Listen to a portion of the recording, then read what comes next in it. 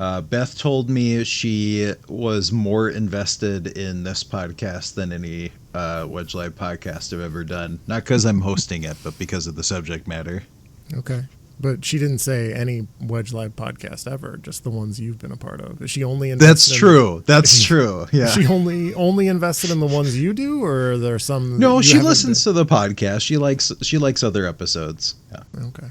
I think she was aware of you and listened to the podcast before we met. So. Ooh.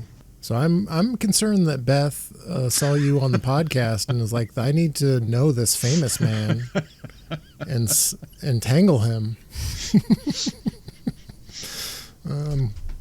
Or I'm worried you're using me to meet women. Which one is it?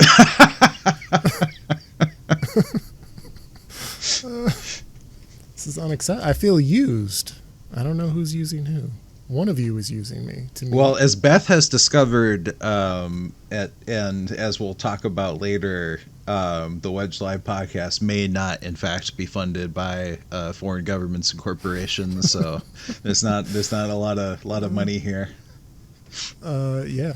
So if we were funded by, here's one thing: if we were funded by foreign governments or big corporations, I wouldn't make Josh buy his own microphone. I wouldn't let Taylor get by with whatever just god awful headset or whatever her audio situation is. It's bad, and we don't have the money to make it better.